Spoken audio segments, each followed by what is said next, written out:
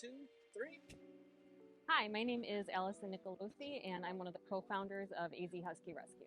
So, what started your love for Huskies? It actually started when I was a little girl back in upstate New York.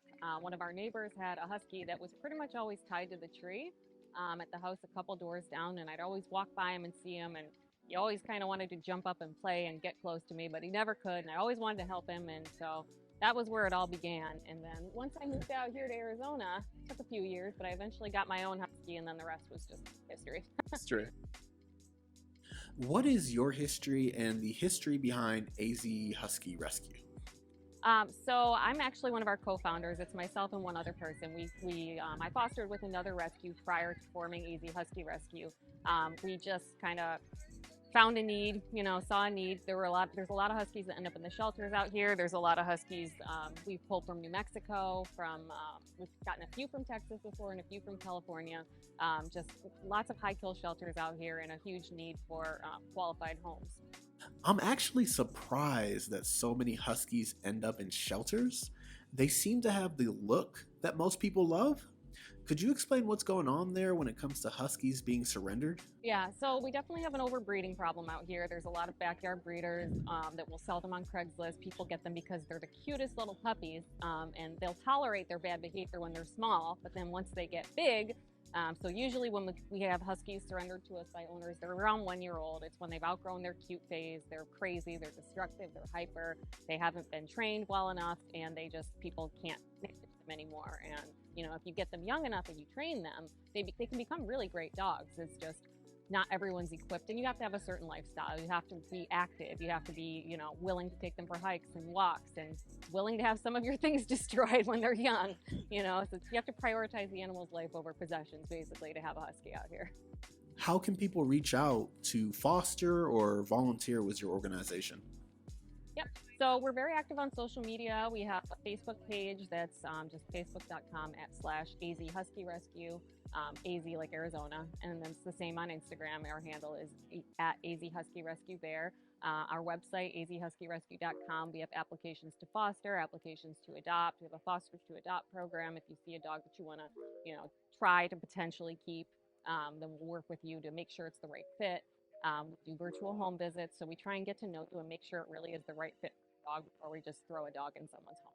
Along with checking in after adoption or fostering, are there any other trainings or guidelines required? Well, we do have an adoption contract that people have to sign that is just affirming several things. And obviously, one of them out here in the desert is, your dog's going to be a part of the family. They have to be not just left in the yard all the time, especially because it's so hot out here with this breed. They need to have access to air conditioning in the summer. Yeah. It's a lot of it's basic guidelines that most people with pets know to follow. So we don't, it's not too crazy as far as requirements, but we definitely want, if you have a fencing, we want it to be 6 feet, unless it's a dog we know will be okay with 5 feet, because Huskies are escape artists, among other things. And as far as training, we have several trainers that we do work with. It's not a requirement, but it's definitely, if you get a dog in particular that has some special issues, we would recommend training.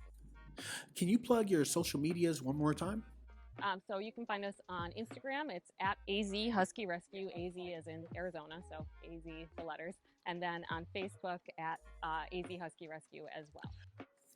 Last question. You mentioned most of the time Huskies are being abandoned around ages 1 or 2.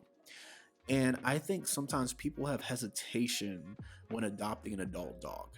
Can you maybe speak on some of the benefits to adopting dogs that are out of that puppy stage? Yeah, absolutely. I mean, I personally will probably never adopt a puppy again. It's not that I don't love puppies, but when you get an adult dog, you already know exactly what you're getting. You know any sort of behavioral issues the dog has. You know how they are with kids. You know how they are with other dogs. You know how they are with cats. You know everything about them already, really.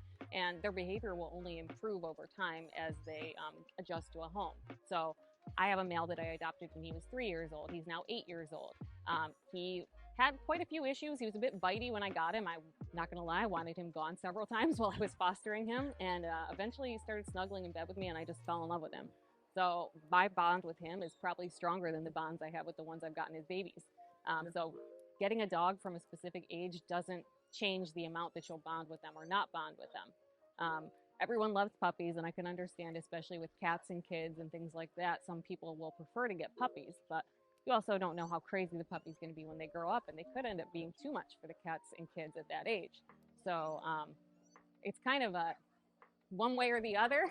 You know, my preference is to get the older dogs because you already know any issues they're going to have. That's perfect. Okay. No, thank you so much. Yeah. Okay. Yeah, that's it. Cool.